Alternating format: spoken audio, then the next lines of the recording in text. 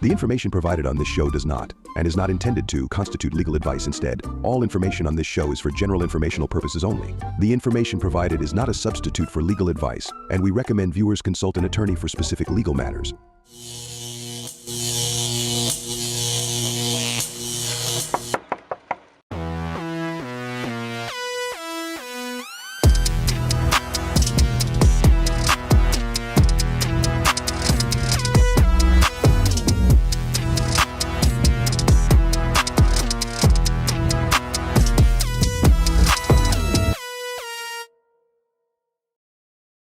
Welcome back to Condo Craze and HOAs. We're back and we are so happy to see you, and we're here to help you because there's a lot of chaos going on, right? Misinformation going on too right now.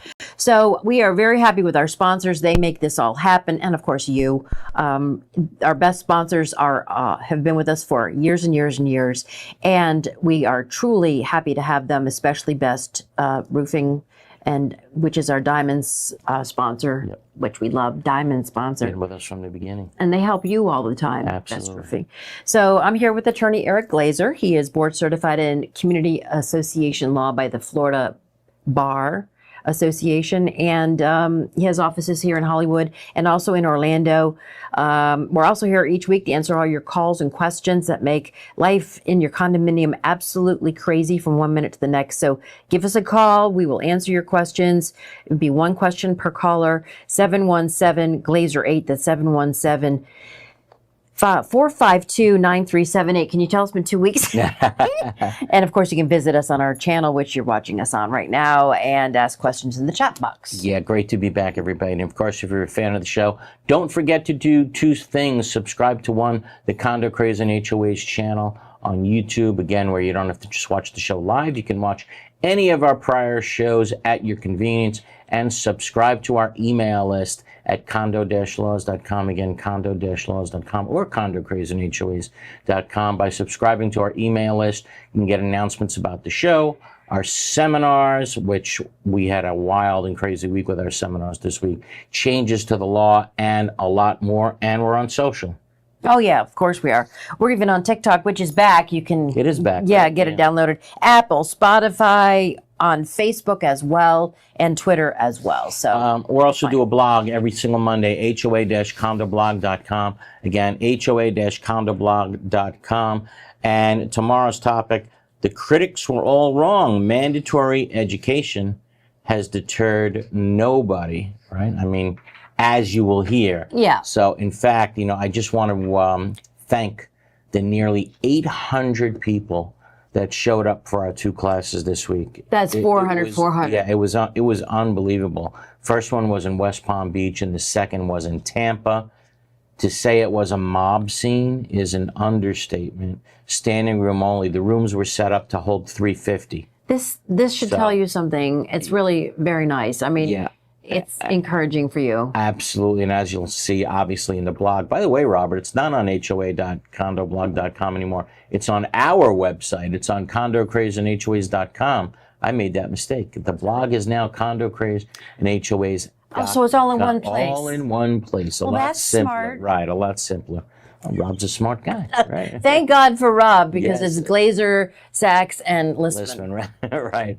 He asked for that. We got to talk. Yeah. Anyway, so a mob scene. It was really insane. We literally had people standing all over the place. And like we said, tomorrow's topic is, did mandatory education deter anybody from running for the board? What do you think? Absolutely nobody. Now, are you going to have a course in Miami? I think we have to. Yeah. Yeah. I mean, Miami's sitting out there with, it seems, nobody really teaching them, I believe. And we got to try it. They have their own, the county's own law. They only own law, which right? Are really strict. Which is different than what's going on in the other counties. So yeah, Dade County, you do need some TLC. No two ways about it. I agree with you. All right, we started a topic 2 weeks ago, but we had some technical difficulties. So let's go back to where we left off. And I think we were saying at the time, there are certain years that have a lot more significance than others, just when you mention them. And a couple of examples we gave. 1963, right, when Kennedy was assassinated, you know that automatically. 1969 is obviously a big one, when the men landed on the moon. And I said, when the Mets won the World Series, when the Jets won the Super Bowl, the last freaking time they won the Super Bowl, unfortunately, 2001. Broadway Joe, the terrorist attack at the World Trade Center in 2001. 2020 will always be remembered for the outbreak of something called COVID, right? Oh. And here in Florida, of course, the 2021, the collapse of the Champlain Towers in Surfside, killing 98 innocent men, women, and children. And I think this year, where we are right now, 2025, is going to be remembered as the year in Florida that condominium law really changed forever. And when Floridians living in condominiums had to start dealing with massive changes in condominium law regarding mandatory inspections, mandatory reserves, mandatory repairs, and for so many, how it became financially difficult to continue living here. Yeah. That's the bottom line. And then you fired off a letter when the legislature failed to do anything for safety to the governor and said, if another building falls, it's on you. Well, then, of course, as a result of the tragedy, and I think your letter as well, the Florida legislature made a promise to Floridians that another Surfside will never happen again. And these laws were passed by a vote of 110 to 0. Yeah, that is unanimous. Yeah, totally. And, of course, the obvious was addressed by the Florida legislature, like you say, Karen, the fact that so many condominiums were not funding any reserve accounts. It was kind of crazy that was allowed to happen since time began with condominiums. It was insane. The money that became due, and that's what you said on 60 Minutes. 60 Minutes, yeah. So a new law was passed, and it's a requirement to fund reserves for any condominium that's 3 stories or taller, as we now know, and that's based upon your structural integrity reserve study that needed to be prepared by an architect, engineer, or someone with CAI credentials, and it needed to be completed. Now, it's interesting to do the show now, after the new year. Why? Because the time period has now passed. You had to do that by December 31st, 2024. The Sears. Yeah, the Sears, right, the reserve study, correct. And then fund the reserves. And you had a year. You could have, if you could have waived it for 2025 time. if you did it on time. If you didn't do it, you better be reserving them. Yeah, right now. if you did not do it yet, you are now late and in violation of Florida law. Right. That's the bottom line at this point. So I'm very happy to say if you're in a condo 3 stories or more, any condominium budget that you will do from now on for all eternity, you have to include mandatory reserves based on the results of your structural integrity reserve study. And you no longer, that's it, you no longer have the ability to waive reserves for any of those items in the structural integrity reserve study. Got to do it. So where I live, we are fine, and it's not a pet, we're good. Yeah. But this too shall pass if you're in a tall building and you find, oh my gosh, but now you've ripped the Band-Aid off. Correct. Now you're paying. Correct. It's going to get better and better and better, and you're going to be in a safe building. Absolutely. Look, I said this from the beginning. If you've been doing the right thing in your condo, if you've been putting away money for reserves, if you've been making the repairs, these new laws really not going to affect you at all because you're already doing it. That's right. Yeah. And if you do it now, it's going to be a matter of time, but it will get better. Absolutely. I agree. So here's the Structural Integrity Reserve Study Law and its components. Yeah, let us know. A residential condominium association must have a structural integrity reserve study completed at least every 10 years after the condominium's creation for each building on the condominium property that is 3 stories or higher in height, which would include a underground garage? No, the way I understand the rule, it's where you not underground, but if the first floor, the level floor, is a garage, yes, that's going to count. Okay. So as determined by the Florida Building Code, which includes a study of the following items as related to the structural integrity and safety of the building. Yeah, so just to review, these are the things that are going to go into your structural integrity reserve study, right? And an architect or engineer or someone with CAI credentials is going to come out, and here's the things that they're going to inspect, and here's the things that they're going to put in their report. The roof, the structure, including load-bearing walls and other primary structural members, fireproofing and fire protection systems, plumbing, electrical systems, waterproofing and exterior painting, windows and exterior doors if the association is responsible for that, and any other item that has a deferred maintenance expense or replacement cost that exceeds $10,000 and the failure to replace or maintain it negatively affects the other items that I just mentioned. So there's a lot of things that are going to go into the structural integrity reserve study now, none of which you can waive going forward. Well, this fireproofing, though, the protection systems, that's a whole other deal. Yep. And it's now also involved in this. News, right, correct. So, and for the condo associations that have ignored funding for years and decades, your bill has come due, to quote you. It has, and for many, it's going to be expensive. There's no two ways about it. It's going to be expensive. For those of you who thought it was a bad idea to put money away for a rainy day because you might not be alive at the time, the bad news is you lived. That's the reality. So there's the thought that, oh my gosh, I won't even be around if I spend this money now. Well, medicine got better. You lived, and now, and unfortunately, you have to pay up.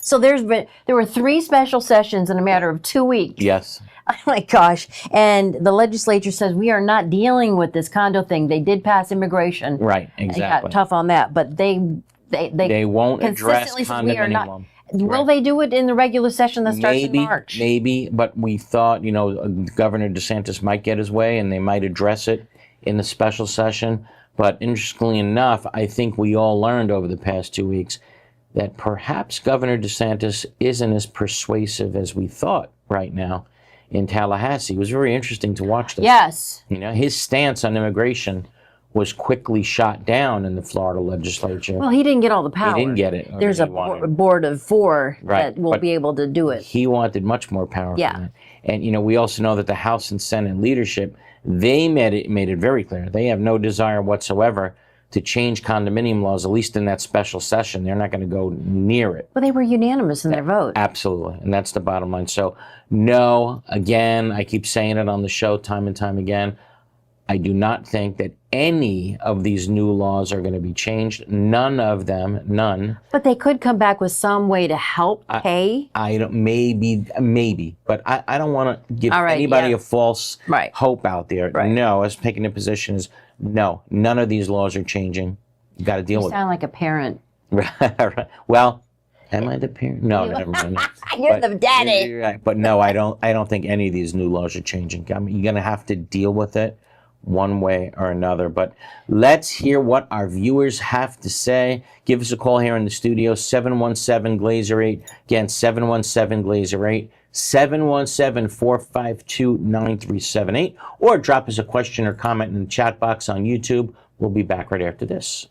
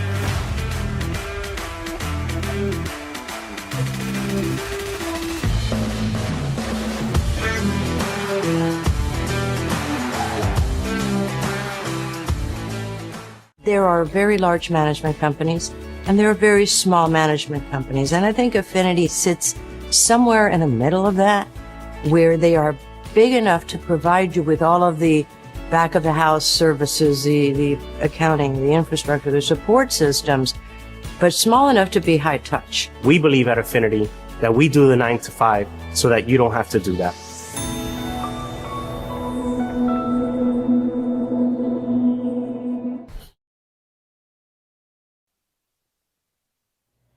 Okay, welcome back to Condo Craze and HOAs here on our YouTube channel. Karen Curtis, Eric Glazer, he is the attorney. He's board certified in community association law. We just kind of told you everything that, you need to know about the Sears and making sure that you do a reserve study and everything. So now it's your turn to give us a call, ask us a question. The number is 717-GLAZER-8. That's 717-452-9378. Hey, before we go to the phones, I just want to say that the comments that I get at the seminars about the show warms my heart. Oh, good. I mean it. Guys, they love the show. Oh, gosh. And as long as you keep loving it, we'll keep doing it. So, again, thank you so much for tuning in each Sunday.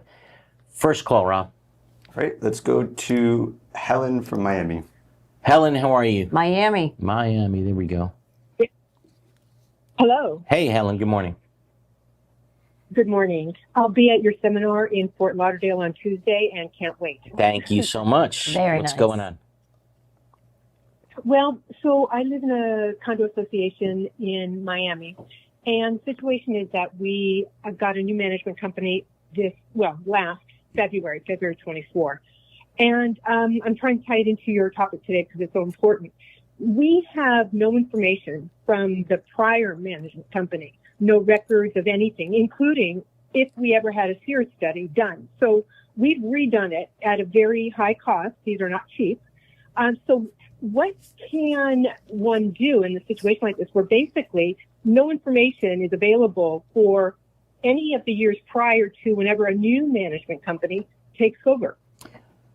This is the wrong time for management companies to play that game. Oh, dear. Yeah, Can they do it legally? because no, they can't hold on to your records, no matter what, because there's now statutes in effect that make them financially liable to the tune of potentially, I think, up to $20,000.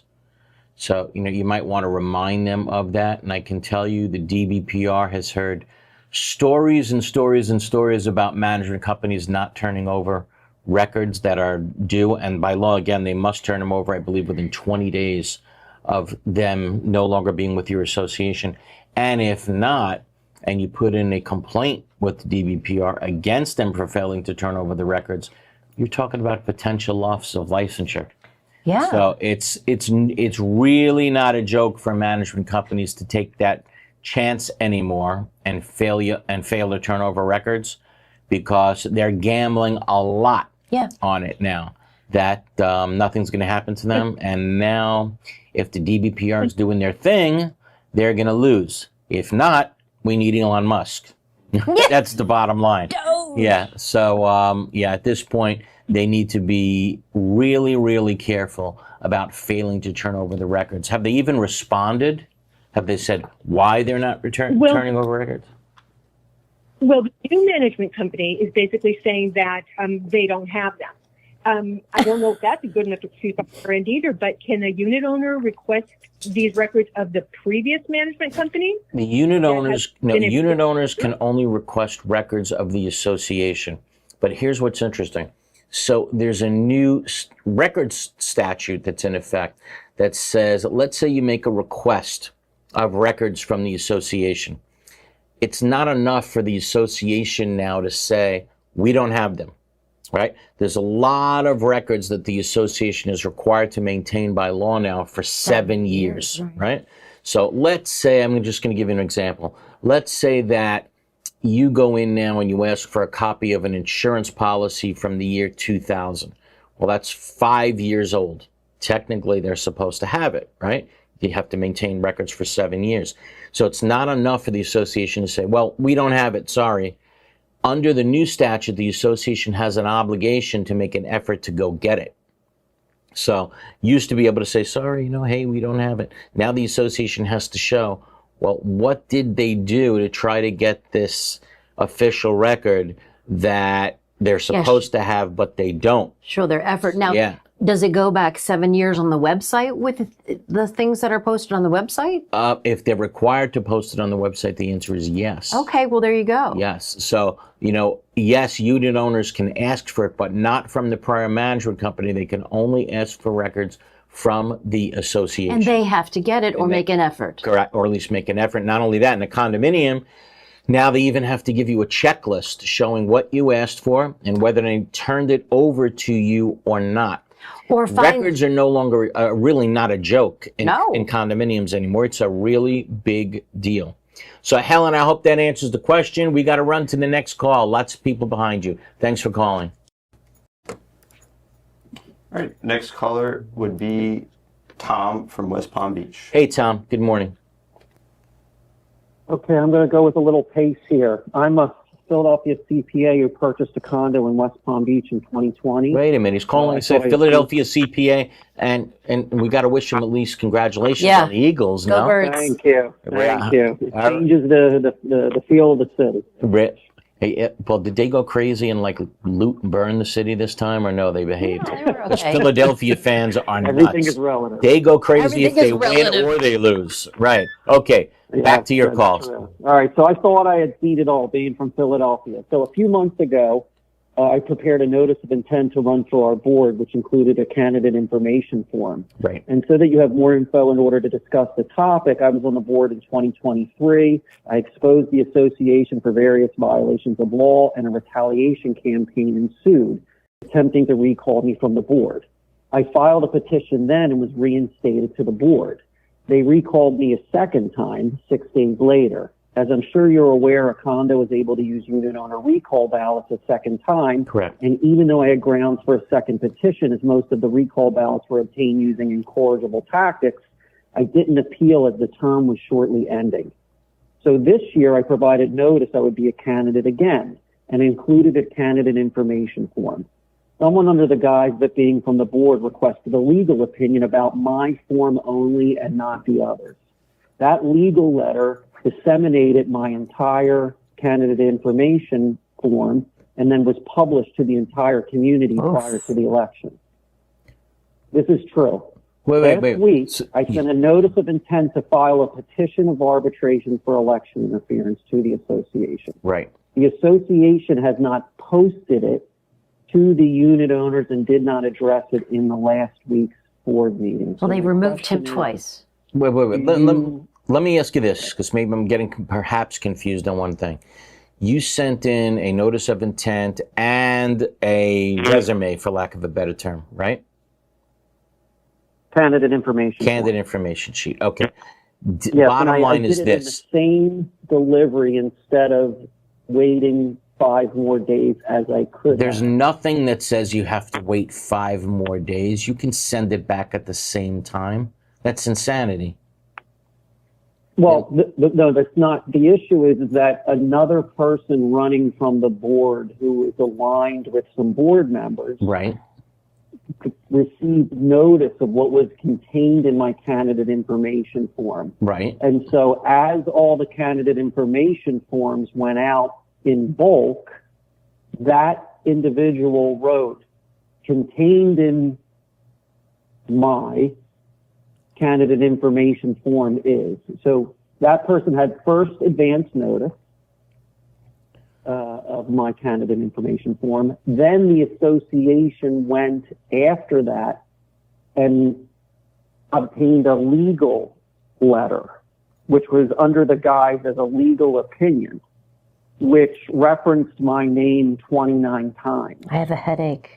Yeah, me too. And So, did not reference anybody else's candidate information form as But to- they and then removed you twice. And then they published the letter. Could you repeat that? And then they published the attorney's letter. Yes, they published the attorney letter. So prior it to made the you election. look like you were not really eligible to serve on the board, I guess.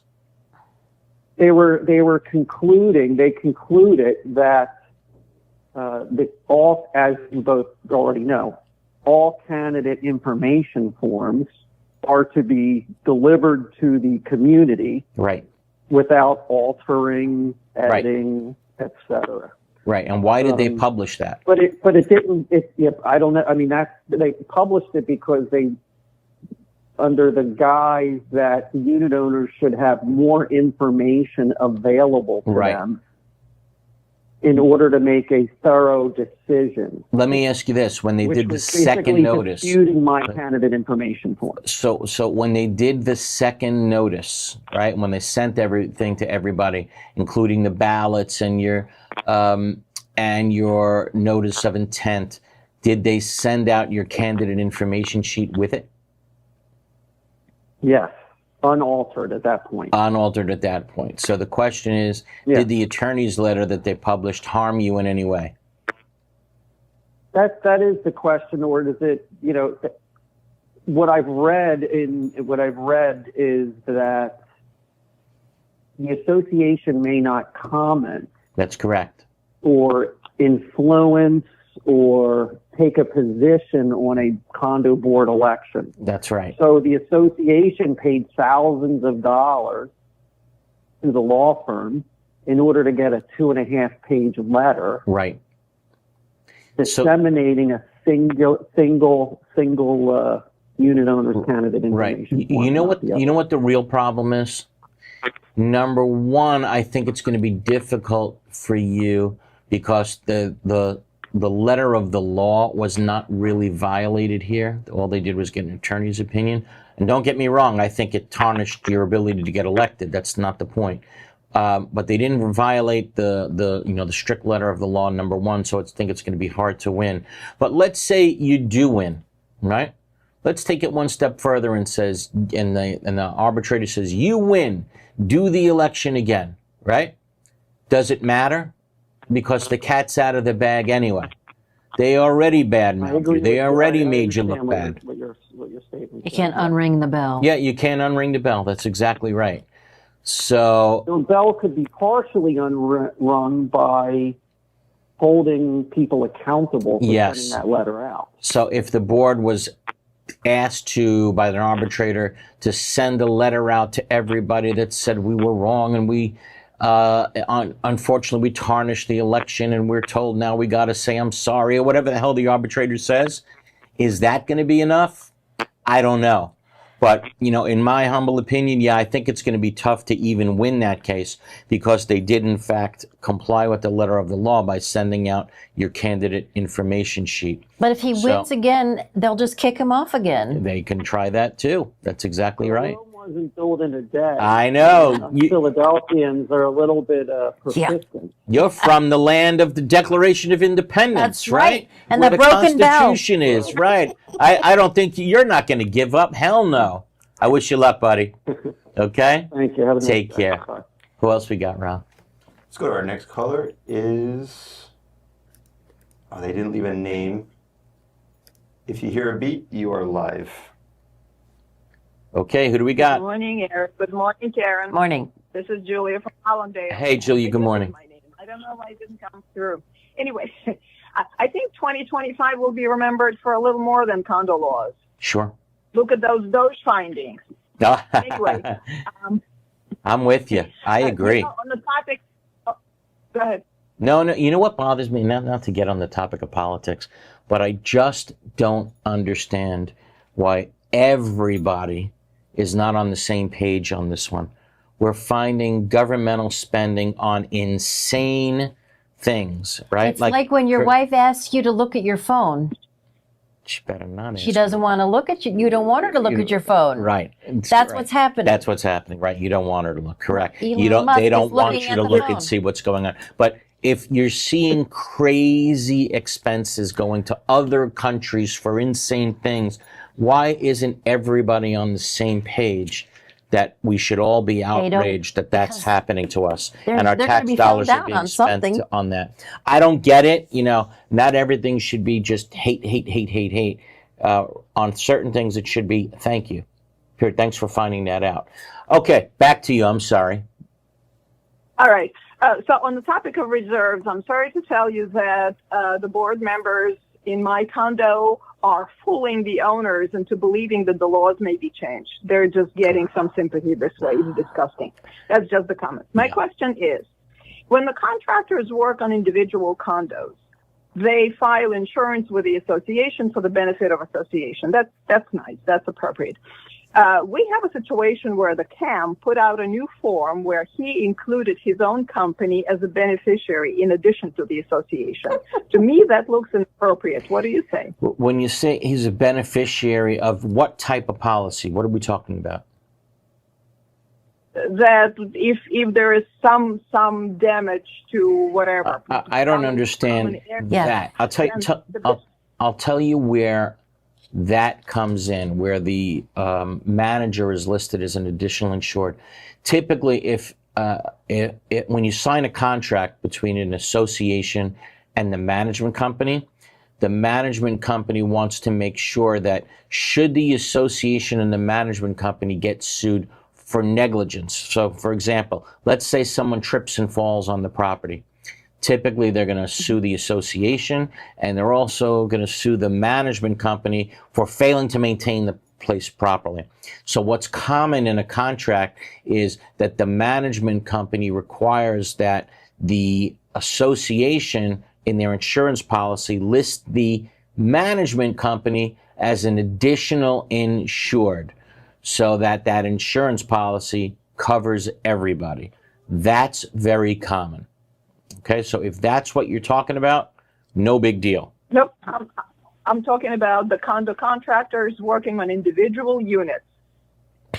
Condo contractors. Redoing And they're a beneficiary? redoing their That makes no sense to me, and that's something I'd want to ask the condominium attorney as to why in the world that's happening. Yeah, how'd they and allow why it? is the association potentially insuring the manager in that regard for working on individual units? That's something that whoever's doing the work, that's something that they should be carrying their own insurance for, because they're working on individual units. I think, Julia, that's where you're headed, right? Yep. And I agree with you. 100% right. That really has nothing to do with the manager in that regard. I think I have to agree.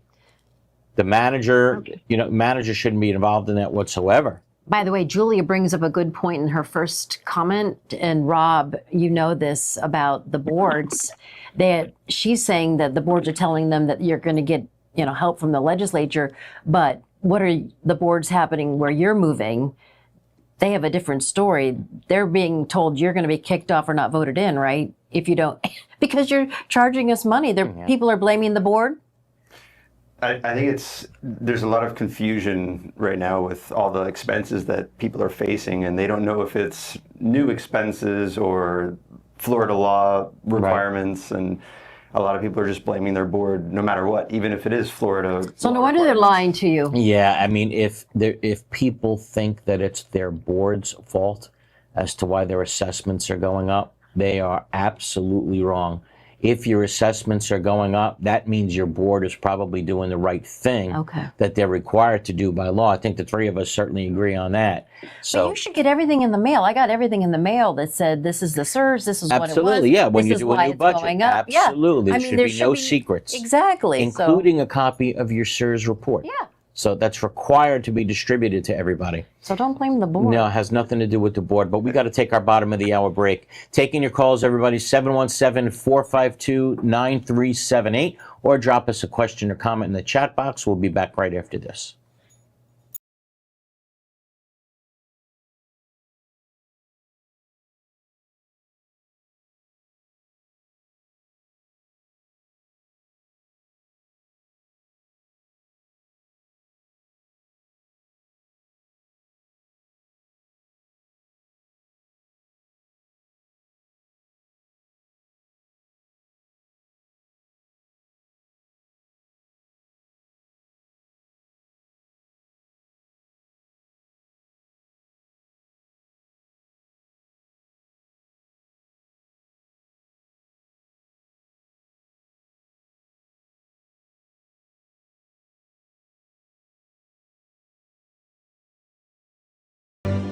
For mitigation after a catastrophic event, building restoration, repair and remediation consulting, or Senate Bill 4D inspections, please visit rimkiss.com. All over the world, people have plumbing problems. These problems can be expensive and destructive to fix. Have you ever wondered if there was a way to take care of your plumbing problems without destruction and an outrageous price tag? Welcome to Pipelining Technologies, Inc., where we specialize in fixing your problems without demolition and minimum cutting by means of pipelining. Pipelining is the ability to take a pipe damaged by root intrusion or long-term deterioration and make it new. By means of inserting an epoxy-saturated liner into the pipe and allowing it to harden or cure, leaving behind a brand new pipe. That sounds great. How can I get pipelining in my home, commercial building, or condominium? Simply fill out our online contact form and a pipelining representative will get in touch with you in a timely fashion, or call us directly at 561-853-5463.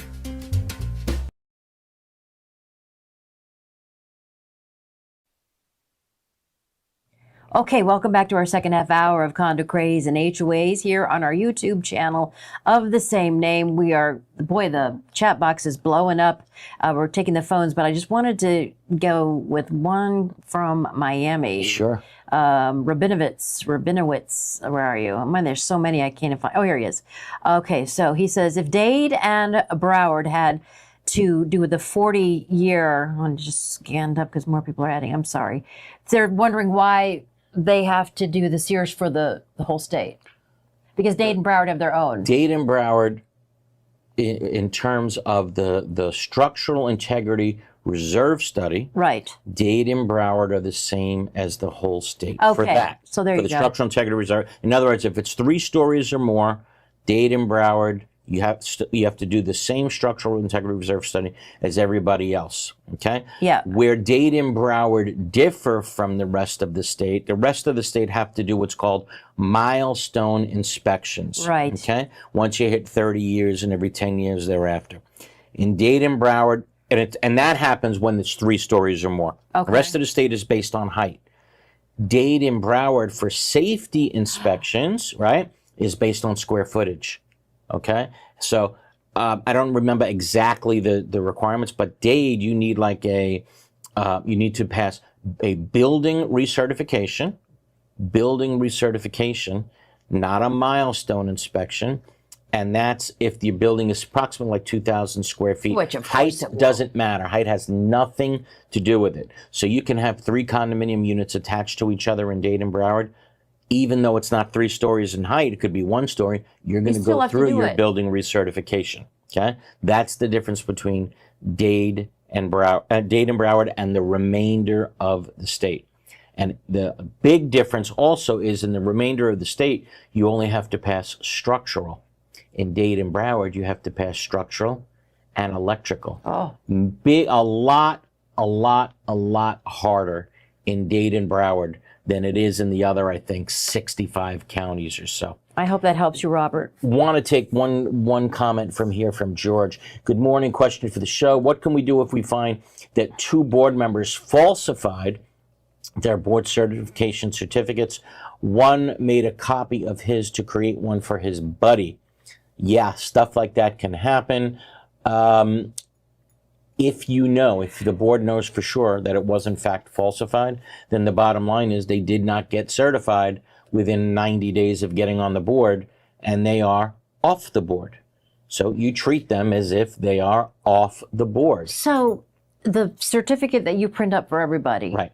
That's the proof that you are certified. That's the proof, correct. And it's like a big deal because you Yes. have to do one personally for everyone. You hand It's it an to them. official record. Not only that, and everybody better hone in on this, the one thing that a big change in the law this year was the DBPR is creating a form that the individual board members will have to swear to and say they actually took the class. So that's perjury. So, that's how I look at it. Yeah. If you're swearing on a state form that you took the class and you didn't, I look at it, it's potential perjury. And let me tell you something.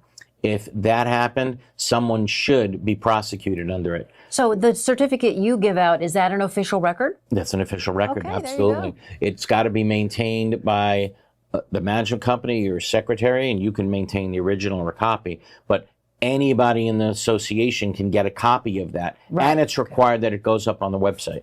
Okay. Yeah. And so this guy, If maybe he Forged forged it? a signature, forged his name, we don't know. But someone getting caught doing that, yes, they should be prosecuted. If not, then all this is meaningless. it's so quite much frankly. better to take the course. Right, don't you think? No, Oh but my some people are gosh. just lazy and they think they know more than the class instructor. Yeah. So, Oh, yeah. why do it? Who else we got, Rob?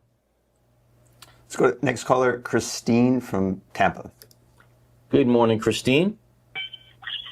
Hi everyone. Good How are morning. you? Thanks for taking my call. Sure thing. Hey, I have a Happily quick question. I kind of consider myself the Elon Musk of the board. I am a board member. Good. Recently, 3 of the 5 board members voted to give the president unilateral spending authority for up to $3,500 at a time. Okay. There's no oversight, no board approval. So I'm just wondering, I said, let's at least get a legal opinion on it. I feel like that's a breach of fiduciary duty on its face. So So I just wanted your opinion. I think $3,500 is kind of high, but I'll tell you what normally happens, let's say with management companies, right? Management companies, for example, and I'm just trying to compare it and contrast it with the president. Management companies typically have something in their contract that says you're giving them the authority to spend up to a certain amount of money without bothering the board of directors. For example, the management company needs supplies in the office, or they need tools, or they need whatever.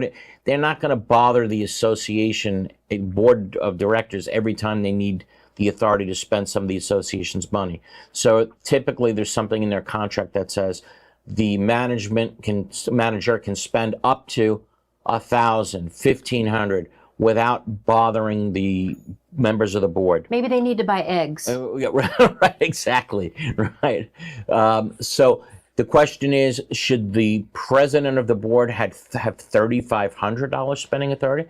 I think that's a lot of money. Yeah, there's no limit, there's no cap, and there's no, it wasn't for in case of emergency. Right, I mean, what is it for? Yeah. It was crazy. Right, and I would think that $3,500 could be for a certain contract throughout the year, whatever it may be. And I think all contracts should be approved by the board of directors, the entire board of directors. Right. So no, I think $3,500 is pretty high. What would you put it at? Well, whatever it is, the type of number that you need just to buy things spur of the moment. You know what I'm saying? $1,000. $1,000, Just yeah. like petty cash, 15, right? Like a petty cash. $3,500 for petty cash is a bit much. Exactly. $3,500 for petty. Why? To me, that tells me that the other board members really don't want to be bothered at all. They don't want to do their job at all. Knock yourself Yeah, out. and so give them $10,000, Sure, right? why not? So no, I mean, I think $3,500 is high. Maybe $500, $1,000. You want to go crazy? Okay, $1,500. Just to the authority to spend things on, like you say, petty cash type items. Not $3,500. I think that's way too high. Okay, but we are running late. Do you think that's okay for the president to have that, or No, I don't. The management company? No, I think it's okay for the president also to have spending power. $500, $1,000, $1,500. I think that's fine. I don't think there's any problem with that. But $3,500? Yeah, I think that's way too high. Yeah. Okay. Okay. Thank you. Thank All right, you. you got it. Let's take our Have a great final day. break of the hour. Taking your calls, 717-452-9378, or drop us a question in the chat box on YouTube. Back right after this. In South Florida, the transition from bright sunshine to heavy rain and hurricanes can take a toll on your property's exterior and structural integrity. Cracked stucco, spalled concrete, they're more than eyesores. They can signal deeper issues. Now, with new Florida laws involving structural integrity requirements, we want to help you meet your milestone inspections and maintain the durability and beauty of your building. Since 2004, PD has been the trusted expert in structural concrete restoration, painting, and waterproofing for condominiums and commercial properties. Visit pd-concrete.com or call us today. We are DMI Paving and Seal Coating, Florida's parking lot experts. We specialize in asphalt paving and repair, including pothole repair, seal coating using JC7 or Polytar, concrete curbs, ramps, and walkways, and striping and pavement marking, as well as ADA compliance. We service commercial properties, including homeowners associations, apartment communities, shopping malls, warehouses, stadiums and arenas, and more. Experience is worth more than anything in an industry like ours, and our staff has decades of it. We have specialized equipment for any job, regardless of size, saving you time and money. DMI has a reputable history. We have been in business since 1956. We serve the state of Florida from 6 locations. Let us bid on your next parking lot project. Visit us online at dmipavingandsealcoating.com.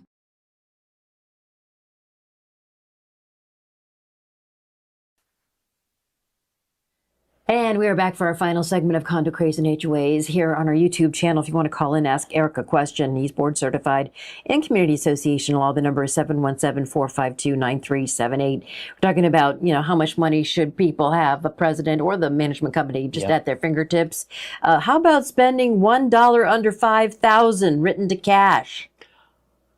If there are checks that are going for $4,999, payable to cash in your association, you have a problem. You have a major problem, because that should never be happening. And I can tell you, any CPA that comes to your community when it's time to do your year-end financial report, they're not going to be able to track that $4,999 property properly. Because who endorsed it? Yeah, and when they do their audit, I can guarantee you there's probably going to be some language in there that says we cannot fully complete your audit because we don't know where all this money was spent.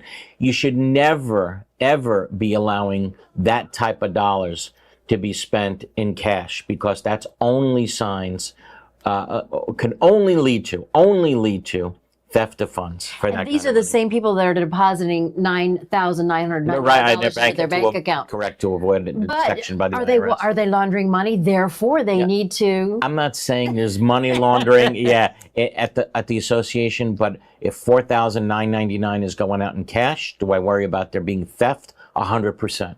Yeah. No two ways about it. It seems absolutely a bit fishy. It absolutely fishy. I got no problem saying it. That's something that should never be happening.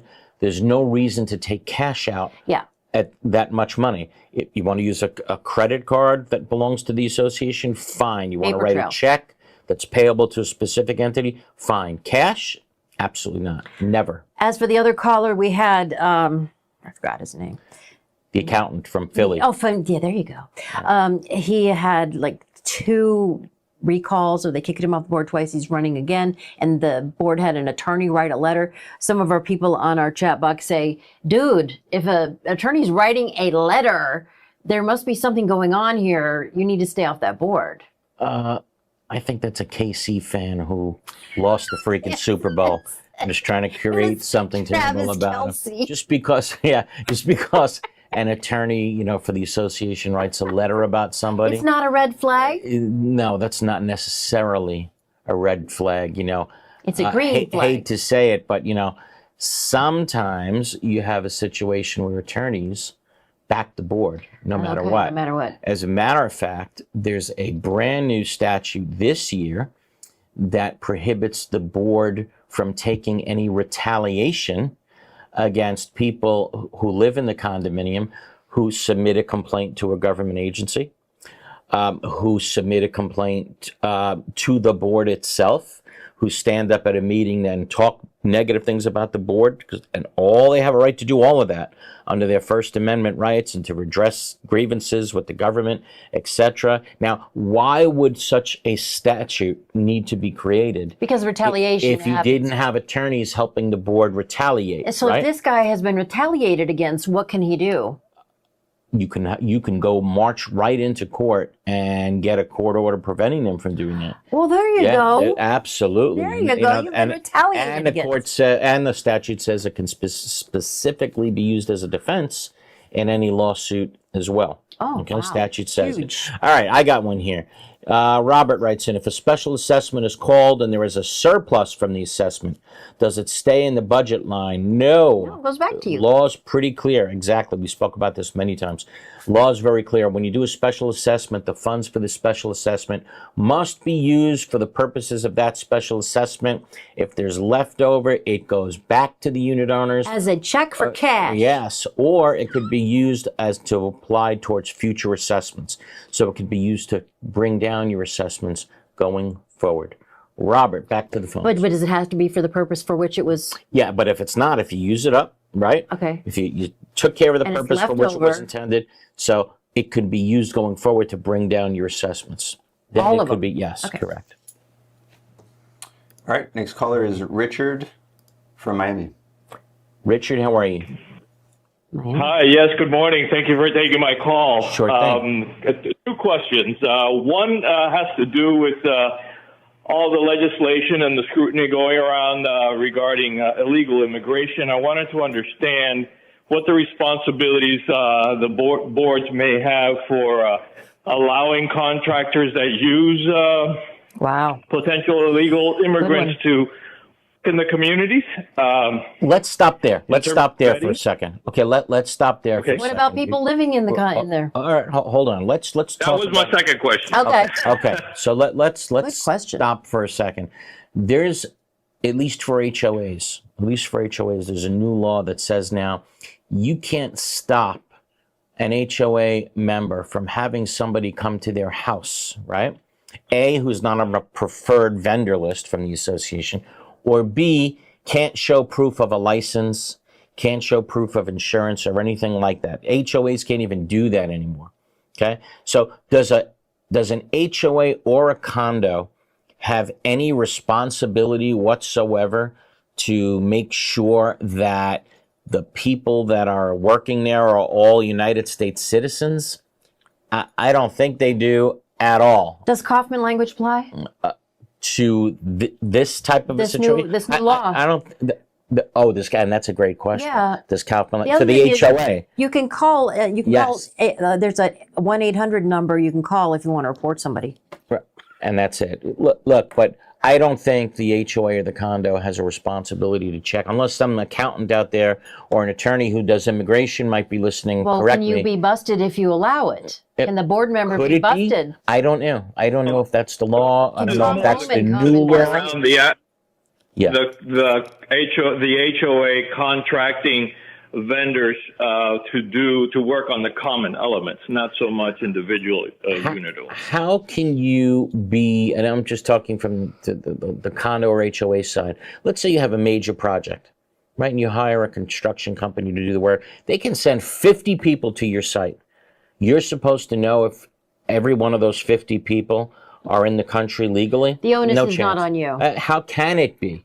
How can it be? Someone on the board is going to say, stop. I want to see papers for everybody that's working. Insanity. There's no way that can be the law. I don't know, in all candor, what just happened in the last legislative session. I'm not familiar with everything that passed and that was signed by the governor, but I can't imagine that it would require associations to do that. Well, it requires, here's what the legislation said, no more reduction in tuition for... That I know. Yeah. Yeah. Also, if you're here illegally, you need to be removed. I mean, you can't, but you have the Commissioner of Agriculture on the board that, along with the governor, to decide things.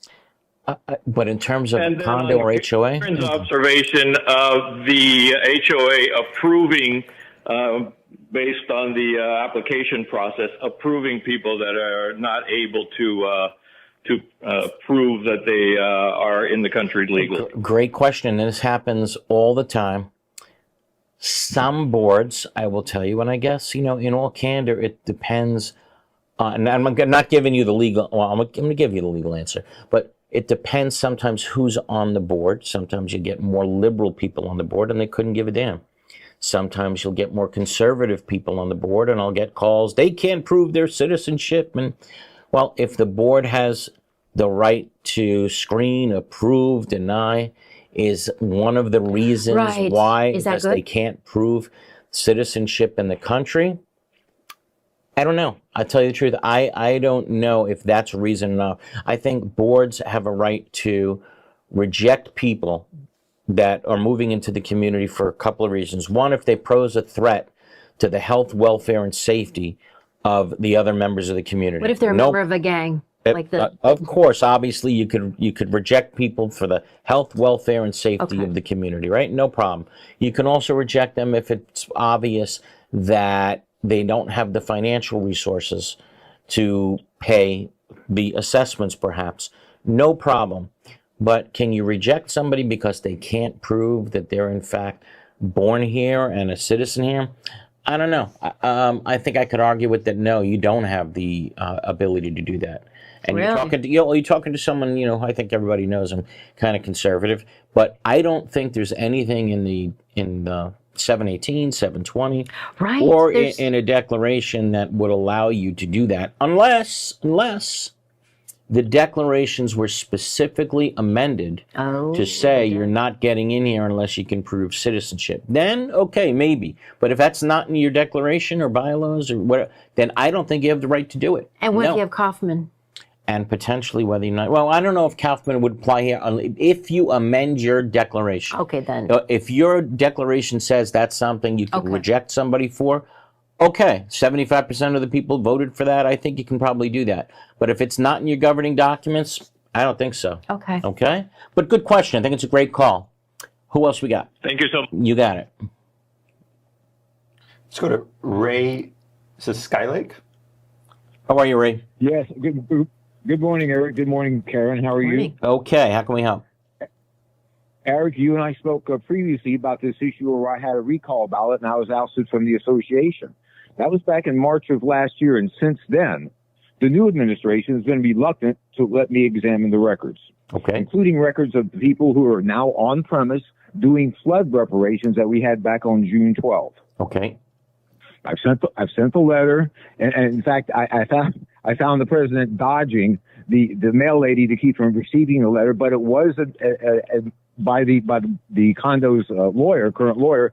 He mentioned that he would be getting those records to me right away when he found out I made those requests by email and by mail. Yes. So far, nothing at all. And I've gone to the extremes of filing a complaint with the DBPR. Right. Also with the Dade State's Attorney's Office, trying to get hold of the Dade Sheriff's Office for help. And also, I just recently was able to contact Jason Pizzo's office and send them a copy of the DPR complaint, which I filed with them. Right. Now, at this point, I know the wheels turn slow. I can understand they're probably very much over inundated with requests in similar circumstances to this. But we do need some clarity because at this moment, we have almost $2 million in the bank, $1.5 million, that newfound money. From Okay, so a couple things. So there's one thing that you didn't do. And the one thing you didn't do is that you didn't file an arbitration action against the association for failing to give you access to those records. Just because he's recalled doesn't mean he doesn't have a right as an owner. Of course he does, to have the absolutely. information. So you could file an arbitration action against the association. Your case would be assigned to an arbitrator. And if what you're saying pans out, then the arbitrator is going to issue an injunction requiring the association to turn over the records, right? Issue potentially a $500 penalty against the association and have them pay all your attorney's fees and costs. So that's the one thing you didn't do. Who do I file that arbitration request with? That's, again, with the Department of Business and Professional Regulation, Division of Condominiums. Now, if you have never done that before, you may want to think about getting an attorney to do that. But, you know, again, that's something that you have the right to do. The other ways that you decided to address this problem and tackle it are going to take a long time if it's addressed at all that way. Okay, that's not a knock to Senator Pizzo. Just on the contrary, he's a busy guy.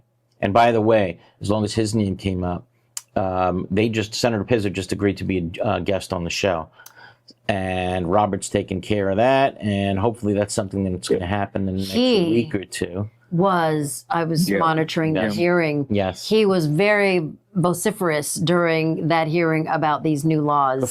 Senator Pizzo, you know, is bright, very guy. And it's attorney. Right. Yeah. And let me tell you something. Democrat, you know, in a really difficult spot. He's a Democrat in a completely Republican legislature. Right. But let me tell you what he says about whether or not the legislature should make it easier now for people and just do away with some of the safety laws, do away with some of the reserve laws. You know what his line is? I'm not going to steal it from him. It's his line. Mother Nature never loses. Mother Nature never loses. Really good. Yeah, that all of these things eventually go bad, and he is not in favor of changing anything. Nothing. Good. So I can tell you, if he's not in favor of it, it's not going to happen. Okay? So here you have, the point is you have Republicans and Democrats aligned on this issue. Right. So it's not going to happen. Yeah. Let's take one more call, and then we'll call it a day. Thank you. Thank you. Yep, let's go to Mary Lou from Naples. Mary Lou. How are you, Mary Lou? Oh, I'm just fine, and I can make this real quick because I know time is limited. Our community is a small one, 64 doors. We have 8 buildings of 2 stories. Condo? Yes,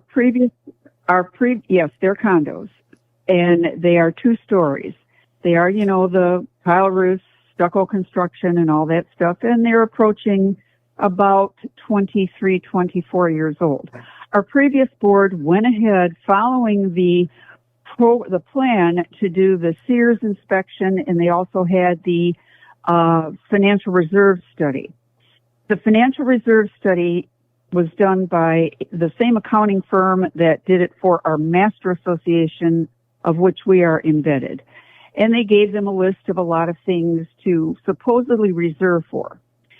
But are we bound by those because we don't quite meet the criteria of the law? They did it to be proactive, sort of ahead of the game. We are following through with some building inspections. We've only ever had two reserve line items, and we've always done straight line. Okay, so let me answer your question. We've never had any difficulty. Let me answer your question, okay? Because here's where it gets complicated. Here's where you need a master's in condominium law, because it really gets confused. So she is in a condominium that's under 3 stories. Right. So because it's under 3 stories, right? And not in Miami-Dade with square footage. Right, but under 3 stories, you don't have to do a structural integrity reserve study, okay? You don't have to do it. There's nothing in the law that requires it. But they did it. So what do we do now? Condominiums under 3 stories still have to do reserves for roof, pavement, and painting. Okay. Right? The requirement to do that was not taken out of the statute. So if you're under 3 stories, you still have to do roof, pavement, and painting, but you could waive it if you want to. Okay?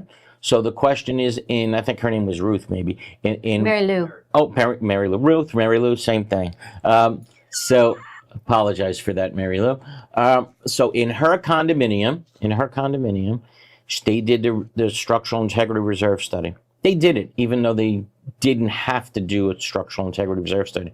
But they have to follow the criteria for roof, pavement, and painting. Well, if they found something wrong, wouldn't you want to pay for it anyway? But they have to do it. They have to reserve now for roof, pavement, and painting, unless the majority of the units in that condominium vote to waive the reserves. So 65? What did she have? 64 doors, units? yeah. 64 doors, so 33. Oh, 30. 33. It used to be a majority.